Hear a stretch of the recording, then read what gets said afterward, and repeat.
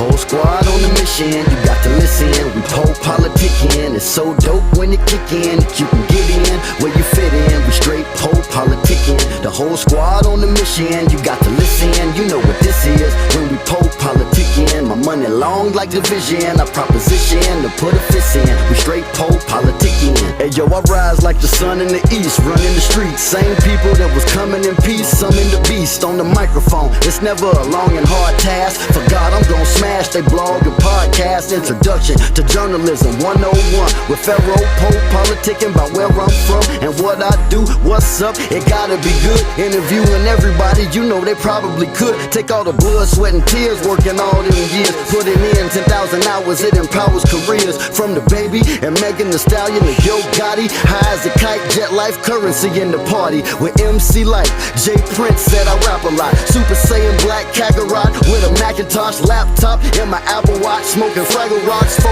eyes, got more lines and hooks than a tackle box. What? The whole squad on the mission, you got to listen. We PoPolitickin, it's so dope when it kick in. You can get in where you fit in. We straight PoPolitickin, the whole squad on the mission, you got to listen. You know what this is when we PoPolitickin. My money long like division, I proposition to put a fist in. We straight PoPolitickin.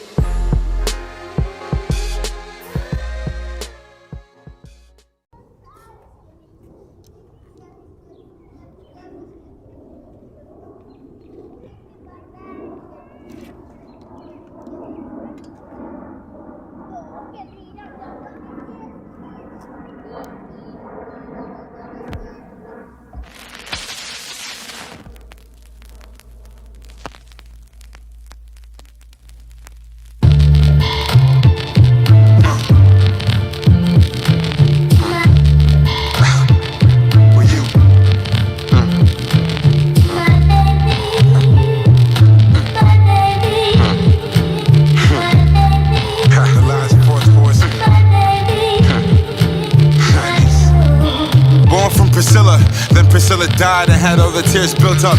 Stepfather was a step further than my last father. If you ask God, the marriage lasted like his past jobs. Cheated on her, beating on her, thinking he's not much of a bad guy. If I ever talk to him now before I ask why, yo, yap your jaw type is all enough until he has an appetite for applesauce. Now you kinda know now why I rap is raw. Don't ever mistake a brother like me for acting soft. I was a bastard, spoiled to the core. Never got enough, I was gluttonous for more. My mama Tina was my auntie. I don't care for titles, always know they in my family. Court orders, papers, and CPS cases. No, I never cared, cause the lovers never changed. And Priscilla fought hard in the yard. Now she waiting up for God while we holding up the guard. And always thank Tina when she had to be in charge. Sacrifice 11 so the living a facade. You know I'm with Baby. Facts. You on the ground, but your son's above it. You overground, know you under my soul, but I hope you love it. Say word.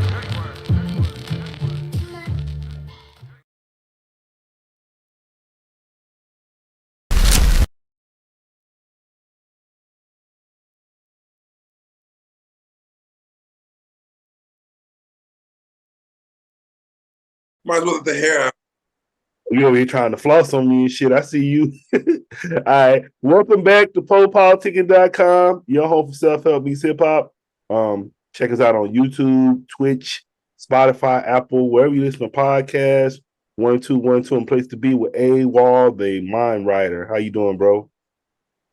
I'm doing pretty good, man. Can't complain. Sega, fuck Nintendo. I would say I like the name. Like the name. Thank you. How did the name come about? All right, so let's talk about it. Back in the day, I remember as like, you know, when I wanted to become a hip hop artist or a rap, whatever the case, I remember as a kid, like trying to come up with like names and shit. I had this one name, I keep thinking to this very day, like trying to go back into, you know, into Pandora's box. Like, yo, I had this name, I think it was called Back Off. It was some shit. I got it off of like the, you know, like those truck flaps, those mud flaps. I got it off of that. This is like back in like 03, 04. So, and I didn't think of myself to becoming a rapper or a hip hop artist. The name AWOL really came from, I was at camp like about 18 years ago now, like around this time, like 18 years ago. So the first day of orientation, I was at this place called Samuelfield Y. Shout out to Samuelfield Y. How I'm doing, like YMYWHA, by the way. I remember going to orientation and like sitting in a circle and everybody was introducing themselves to each other. So no one really knew me at that time, you know. Like I'm a kid from Western Nassau, Long Island, you know, on the border of Queens. You know, I've been out and about, but you know, no one knows me. Like no one knows me on that side. So I was like, you know what? Just thinking of it. Like, yo, my turn comes up. What am I gonna name myself? And then I just came up with AWOL. I'm always out of line. And then it graduated after my mom passed away on June 25th, 2005, because that's actually initially what got me started, you know, to rap.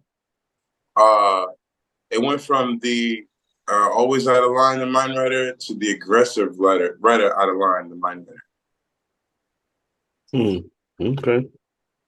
So were you in the military too, or no? What happened? You in the military? Nah, it's funny too because talks about that, like, or thinks that I was when he hit the name AWOL. It just like honestly is because I was like I was never in one place. I was always everywhere I wasn't supposed to be. Well, everywhere then you know, but where I was supposed to be. So it was crazy. Like my parents or my folks could tell you I could never sit down as a kid. I was, you know, wild. Never mind. So wait, where you from? Where's your hometown? Originally, I was born in the same hospital as Prodigy, R.I.P. to the God Prodigy, from, you know, of Mobb Deep, of course. What hospital? He was born just like I was born in the Nassau University Medical Center, or NUMIC, in East Meadow. At the time, it was, even though it was East Meadow, it was called, so technically I had Hempstead on my birth certificate. And then after a while, like years later, they changed it. I had somewhere along the lines, I had my old birth certificate somewhere, and I remember seeing it. And then I lost my birth certificate doing something, moving around or whatever. But long story short, I was raised, I was born in Hempstead and raised in Great Neck, New York. And that's where a lot of my, you know, my background is now. Like, you know, that's originally where I'm from. So, and I rep it to the death, you know, as much as you know, it's a quiet neighborhood. It's a quiet town, you know, it's a quiet little very famous Jewish neighborhood, you know, very prominent, you know. You know, I feel like in a sense, I had like the Fresh Prince of Bel-Air story, except, you know, I didn't have riches like that. Just in a different neighborhood, different environment, you know. You don't expect kids, especially in the 90s, Black kids in the 90s, to be around shit like that. And, you know, I guess I, along with everybody else, was, I guess, one of the lucky ones. You know? Who were your hip hop influences? Jesus. It's a lot. I mean, it's a lot. Oh man. Redman at the top of my head right now, because literally I listen to him all the time. You said Redman? Yeah, Redman. Oh man, let's talk about it. My first hip hop album was I talk about it all the time. West Side Connection was my first hip hop album of all time, like I ever bought. We actually got a thread going on in this Facebook group I'm in. It's a white guy. I was surprised because he posted that CD too. And I was like, whoa. I was like, that's a good CD to start with for your first CD. That Gangsta Make the World Go Round. That's that one. Bow Down. That one. Yeah, I think that was the one. That was the first one. Make the World Go Round was hard. That CD still hard. Yeah, bro. Like, I didn't understand things then, like the concept of things. I was a kid, you know, so a lot of those, like, you know, like you got Nas, of course Nas, you got Prodigy, Mobb Deep. We won't say Mobb Deep because we're not gonna leave out Havoc, you know, collectively. You got KRS-One. Shit, man. The list goes. Public Enemy, you know, EPMD, MF Doom, RIP, you know, Idea, and for the RIP Idea, if no one really remembers Idea or mentions Idea, and he was an ill MC.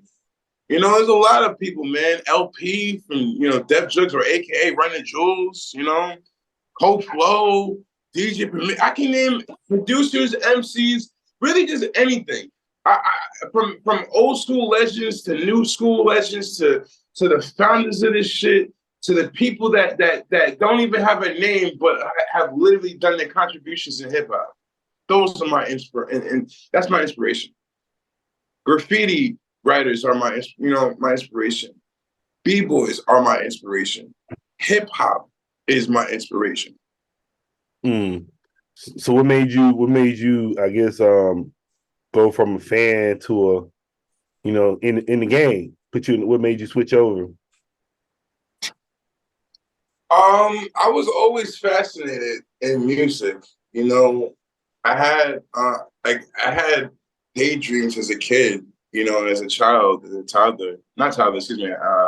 You know, young, you know, little, you know, adolescent. I was, you know, about 7 or 8 and having daydreams like, you know, I was rapping and everything, big gold chain and around like women in bikinis and, you know, like that kind of thing. And I didn't know what that was, you know, at the time. I didn't know what that meant to me, you know, and it was just so cool to be around it, you know what I'm saying? And I've been around this hip hop shit for like since a kid. So, but I didn't know shit. My brother Troy, you know, shout out to him. He put me on to, you know, to a lot of the game, a lot of the music.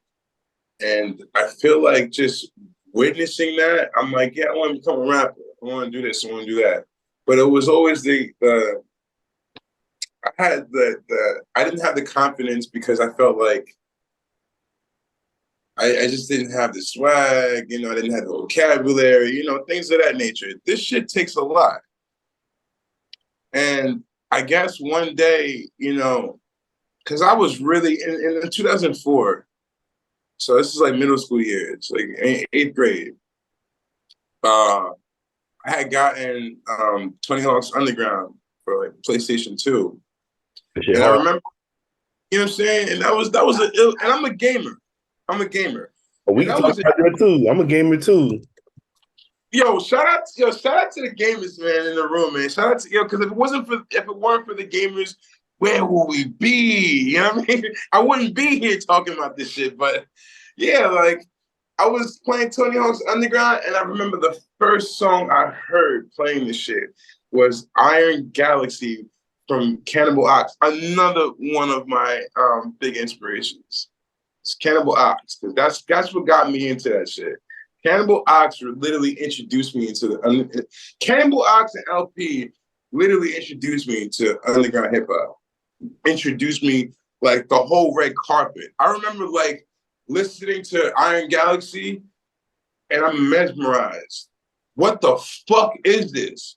I paused the game, went into the menu and listened to the song. That's how drawn in I was. I used to do that as a kid, you know, with the Tony Hawk games and shit. I've been playing Tony Hawk games and buying Tony Hawk games since the early 2000s, since 99. And low key, I'm in the skateboard culture too, believe it or not. And it's just crazy, man. Like, I didn't think that I ever dwelled into this shit the way that I did, man. And like, it still fascinates me. Like, that one song just opened the door. That one song. Next thing you know, I'm going through history of Definitive Jux, and I'm going through all these other artists, and the next thing you know, I'm like, yo, I want to become a hip hop rapper. I want to become a hip hop artist. How do I sign up? What do I need to do? I mean, even to a point in middle school, I had this recording this like recording program, which was never heard of, but it was like, I guess, a thing. I had this music teacher by the name of Mr. Byers. He was my music and computer teacher. And long story short, like, and I guess he tested us, you know, all of us on the mic, or my class including.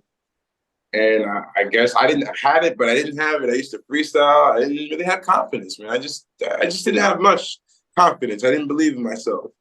And I think it was just a little practice, like over the years. I'm just constantly listening to like the Weatherman, and I'm just getting ideas, and I'm just coming like, yo, like a lot of these lyrics just fascinated me. So I started writing lyrics, and they weren't up to par. I was like cursing in every bar I was writing, but I feel like after my mom died, it really established me to become a hip hop artist. Like I remember even freestyling like perfectly, like no mess ups, no screw ups. And that was like the first time I've ever done that, you know? And I felt like that was my breaking point. Where like, all right, this is it. Like this is what. So what do you want the people to know about you?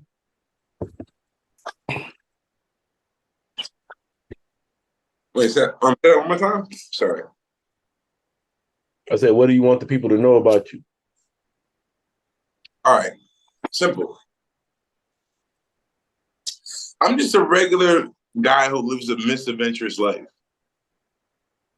Like, I've had, you know, like a lot of the stories, like a lot of this song, it's real emotion. It's real stuff. It's real things that, like things, a lot of the stuff I really put out there are things that really happened. So, but I can't, you know, you don't have to take it from me. You can't even listen to music, or the people around me will tell you, you know? I want people to know that I'm not a rapper, man. I'm an MC. So I'm an artist. And behind that, like before all that, I'm just a regular guy, man. Just doing what he loves. Isn't that all what we're here for? I know, right? You know? I love music. I love women. Yeah, I love the women. Love weed, and I love video games. Yeah. I would say I love, but what's up? I just love what they can do. What you say again? Yeah, broke up a little bit. No, I was saying I would say I love a lot of things. I love money. I love music. I love money, but only for what, like for what. Yeah. You know what I'm saying? Like, as far as it helps me feed my family, it keeps my bills paid, it keeps me, you know, my car on the road, clothes on my back. You know what I'm saying? The essentials. All the other shit, you know, it's all good. Like, you know what I'm saying? It's just, if I could let anyone know that, I'm humble, man. Humility is key. Peace, God. So, and then you was kind of talking about, so I saw you got a new project out, Sega AM2? Part 2. So what's the name about? Where did the name come from? All right, so Sega AM2 came from the origin. It's honestly the sequel of its startup Sega AM2 or AM1. Sega AM2 was originally AM1. And the name honestly just comes from the fact that, well, first of all, my love of Sega goes far beyond. Like way far beyond. So people think that this is just a gimmick. This is not a gimmick. This is my real life. Like, this is what I do. You're talking about Sega Genesis, right? Or you talking about Sega Genesis, the console, or what you talking about? General Sega. See, people don't understand. Sega AM2, or it's really just the arcade. It's just the amusement development. It's just the research and development team that creates a lot of the arcade games and stuff. As a matter of fact, they're responsible for a lot of the games that we know today. And if you think about this, that no one knows about, Virtua Fighter, you know the game Virtua Fighter, right? You know Tekken, right? Guess what? Tekken was created around the same time Virtua Fighter came out. But guess what? Sega were the first people to ever create virtual reality movement. If it weren't for them, Tekken would have never existed. A lot of engines that Tekken was on Dreamcast, right? Yeah, Yeah. What you said what, Virtual Fighter? No, I said one Tekken on Dreamcast. Nah, that's total Sony PlayStation. Okay. Yeah. Like, but it's Namco. Like they're on some other shit. But yeah, like Sega implemented a lot of ideas that eventually other video game corporations ended up either using or implementing afterwards.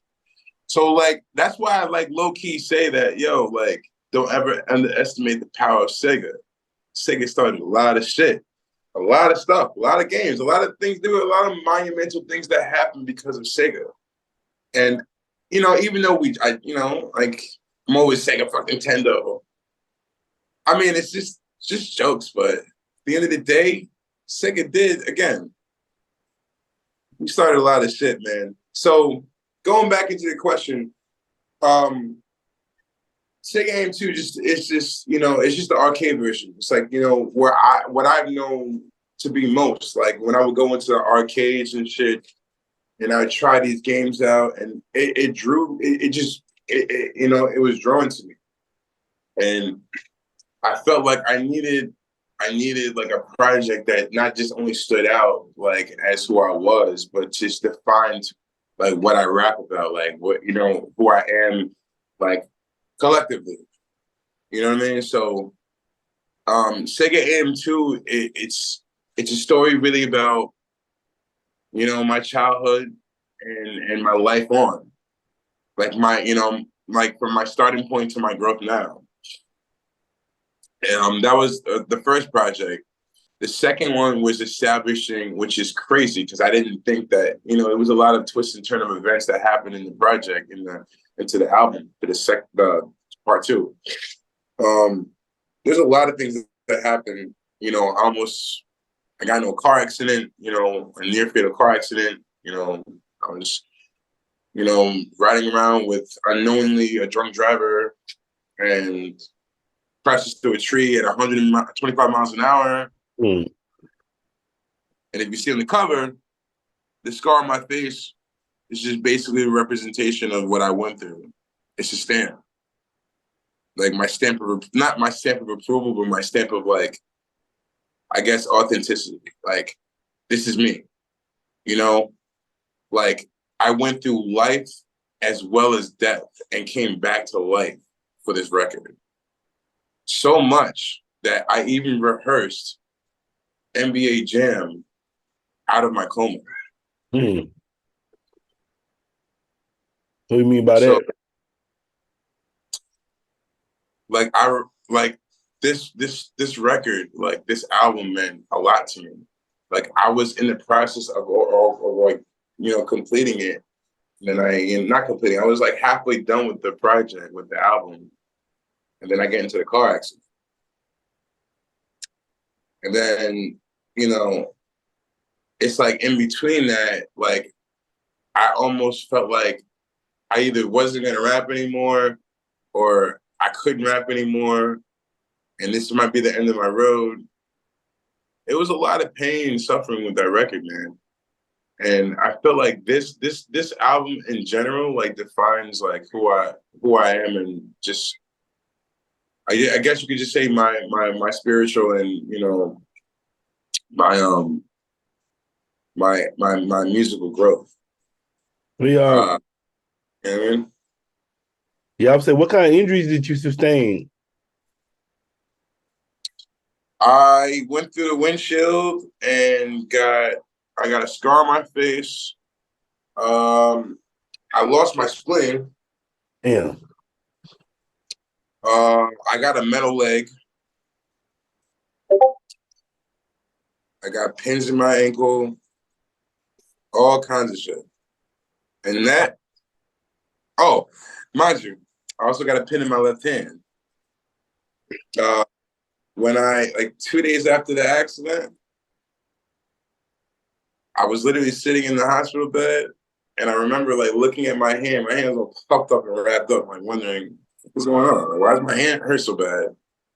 Literally, my shit was pushed in all the way to the like. So they had to do emergency surgery, and now I'm practically like quarter cyborg. So how you feel? Like how your body feel now? Probably off. You be out to take meds and stuff, or what you gotta do? It's a lot. I mean, a lot of healing, man. A lot of healing and patience. I had a lot.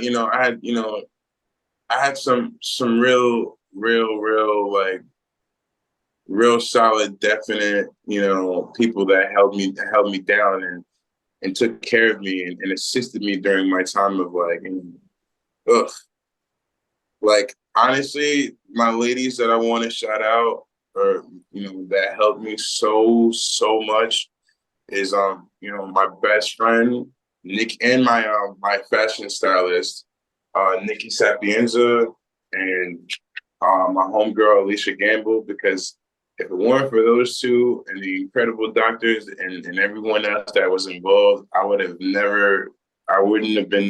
at all at 100%, let alone like the love and everything, that just the support from my family and friends, man. That shit was just crazy. Like, and even to this day, thinking about it, mentally, it does kind of fuck with me, like what I went through. But I feel like with Sega AM2 Part 2, this is like, I'm actually able to share some of like what happened or what I went through during the time of this process. So yeah. I'm actually to talk about this now and actually being able to express also about the album, about what I went through with the album process. Yeah, I saying you got you dealing with PTSD. Is it from from just life or the accident? Like which one is it like from, or just everything? I guess you can say like the accident more so. Because I'm I'm still going through traumatic experiences. It's crazy, man. People just think that like, you just brush some shit like this off. This shit is not like when you go through any traumatic experience, no matter if it's a car accident, I want people to understand you don't just brush that shit off right away. And not everyone thinks like the way you think. You know what I'm saying? Like, no one's suspected to think the way you think until you either meet that person or you're just in a circle of people, if you're in that community. But you're not supposed to assume thinking that like, someone thinks like you, or because you're going through something that someone else has to go through it. We all live individual lives, and respectively, like I feel like, if you hear a story, you should just hear them out and try to like, understand, not overstand and think that you know what I mean, or try to assume. I think people like assume that people go through traumatic experiences, they're just supposed to write it off and be okay. Like some people still go through things and live day by day by day with these new challenges. And however, they just go about it as if like nothing was wrong. And I feel like I think it's God, man. Like God is helping me see through, and he has been helping me see through. And, I think that's how I sustain my injuries mentally and physically too. So, and also my doctor. Yeah, I'm gonna say, is it hard for you to like do you drive, or is it hard for you to be in the car? Or is it hard for me to be in the car? No. Is it hard to be in the car if I don't know you? Yes. If I don't know you or if I don't feel comfortable with you, I'm not getting in the car. Would you like? I mean, who was the person that you said they was drunk?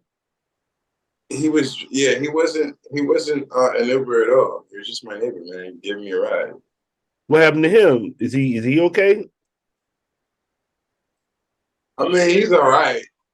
Like I say it with a smile because I mean, as much as I have a heart, I kind of don't care what happened. But I am glad that, I guess he's okay.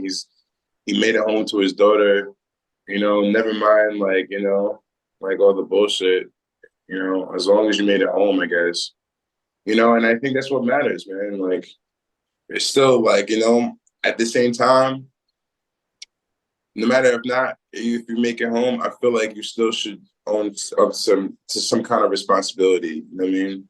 And not tell everybody, like, everything but what actually happened. So, I mean, I'm pretty sure in this case, he's doing just fine. He can still tell the story that he tells. And I mean, really, as he can see, there's nothing I really lied about. So, guess I'm laughing now while you're doing bad and broke. Your back was getting rolled, smoked. Anyway. So what's next for you? Let's see. I have plenty of work coming soon that I'm working on. I'm taking my time. I got a show this Friday. I have a show in the Bronx this Friday. Shout out to the birthplace of hip hop. Next month is about to be 50 years hip hop. Let's go. But yeah, I got a show on July 14th in the Bronx, and then I have a show like on the 21st in Secret Port in Brooklyn for the A-List Showcase. Shout out to Cuss Supreme and A Sharp and Life League Long for the for the opportunity. What's up? Yeah, man. I also got some things with this dude named DJ Design. Excuse me. DJ Design, he's a legend. So shout out to DJ Design. I got a couple things coming, man. Y'all just gotta stay tuned, man. I don't like to break code. You know what I mean? Y'all ain't Game Shark. You ain't working these codes yet. You know about Game Shark. You said Game Shark. Then the Game Genie. Oh yeah, what? Oh yeah, you were saying you a gamer. So what kind of games you be playing? Let's talk about it. I'm an old school gamer. Like I like to date back and play a lot of the modern shit. I'm really just a gamer in general, man. I play anything from Sega Genesis to Sega Saturn to Sega CD to Game Gear, Dreamcast, fucking Naomi. Let's talk about any other systems. Fuck Nintendo, but Nintendo, Super Nintendo, Game Boy, Game Boy Color, Super Game Boy, for those that know about Super Game Boy. What else? I can name you a bunch. Neo Geo. We can't forget about Neo Geo, though. SNK is like my shit, bro. Yo, SNK. Shout out SNK, man. You know what I mean? Play more. They've been the shit. What else? I got a Switch. I own a Switch. But I only own a Switch to play some of the modern games, and I'm game mobilely. So a lot of the times, if I own a bunch of systems. I own a PS4. I don't own a PS5, right? I don't care for that. I own a bunch of systems. I just don't have time to play them all the time. I own a Switch so I can play mobilely mostly, especially when I'm on the road. You know what I mean? I mean, what's the better game than Smash Brothers while playing that shit? Like with everybody on one tour bus or in one vicinity. Yeah, you know what I'm saying? I gotta give me a Switch. I ain't got a Switch yet. You got a Switch yet? Ooh. Yeah, man. My shit is right behind me right now, man. Oh man. Oh, let's talk about the others. I just copped this came out like last October for my birthday. I just copped the Sega Genesis Mini 2. So the what? The mini Sega Genesis 2. They have a mini. They have two. I have both of them now, but yeah. We actually, which is ironic, when I had I just had my album release party on the 24th, like the day after my album released. We had it at Engine Room, New York City, and it was like downtown Manhattan. And no word of a lie, we had games in the actual party, and we had everything, literally everything. I had a whole modded Genesis, so anyone could play whatever they wanted. Everything. Then my man's had like my man Hershey, shout out Jay Hershey. He had the Raspberry Pi, so of course we had to get our games on. You know what I mean? So you be streaming? I don't stream like as much as I should. I really wish I was on it. It's funny because I was thinking about. It's funny because I was thinking about trying to get a capture card, and I never came to it, man. I caught up with with music and shit. So, and sometimes when I do have the time to stream, I can't. It's like I have to get up and just leave, or I can play games for 2 hours and then I'll be playing a game and then nothing happens. I think the last time I streamed was for The Last of Us 2. Hey, that game was. I stream. I ain't saying I'm a big streamer, but I'm just saying that shit feel good when you get a check for streaming. You like, shit, I'm getting paid for playing a game. Yeah. That's the only way I really most time now is like only way I am playing if I'm streaming. Bro, remember back in the day, you used to get paid, like you get paid to play video games, and I know you're from the era when parents are in your ear telling you you're never gonna this will never be a future. Right. Like this will, right. I know that because I was video games all day. Yep. Right.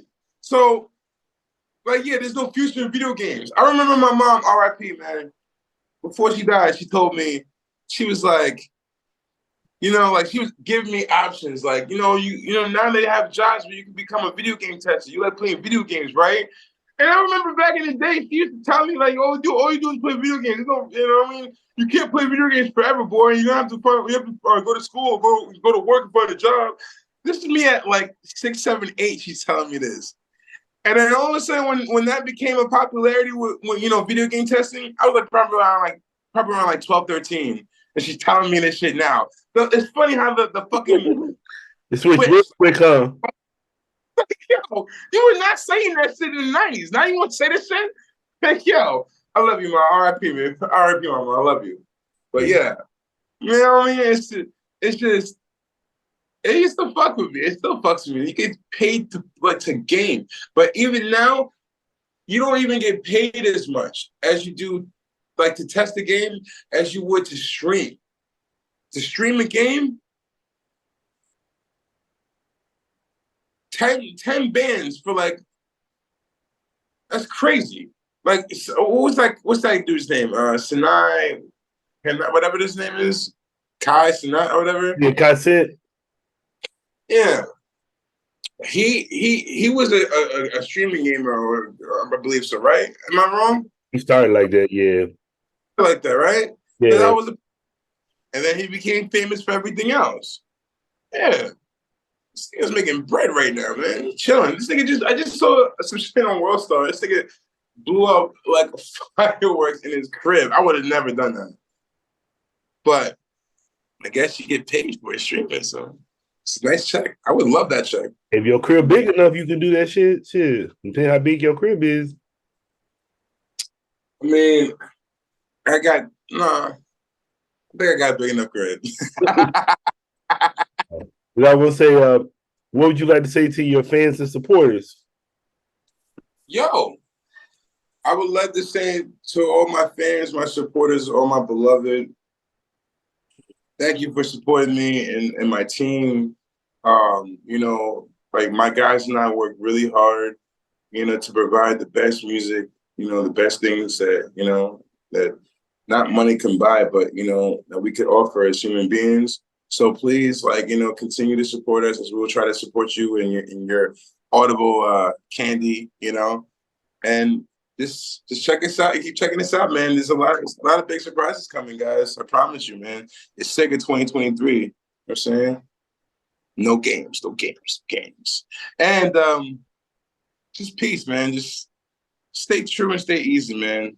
You don't got a lot of time left in this world for the bullshit. Just smile. I do. And for those that are watching this, as what I just told you, and I'm smiling should give you some kind of insight. Thanks. All right, bro. I want to say thanks for coming through politicking with me. PoPolitickin, you the man. I'm just visiting. Can you dig it? I would say you got any shout outs? Yeah, I got a big shout out to, you know what I mean, my man Jerry Graham, saying that's the God. You know what I'm saying? Shout out to Sean Munoz, you know what I'm saying? Shout out to Subversive Podcast, you know what I'm saying?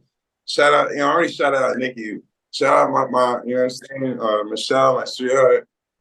And yeah, everybody that's been tuning in, I really hope you guys enjoy the album. I hope you guys enjoy what we give you. There's a lot of things coming soon, and stay tuned. Power on. What's your social media? You can find me on Instagram at AWOL Da Mindwriter. You can find me on Twitter at AWOL Mindwriter. And yeah, just type in AWOL Da Mindwriter in Google. You'll find me. I'm not hard to find, unless or Kid Sega, because that works too.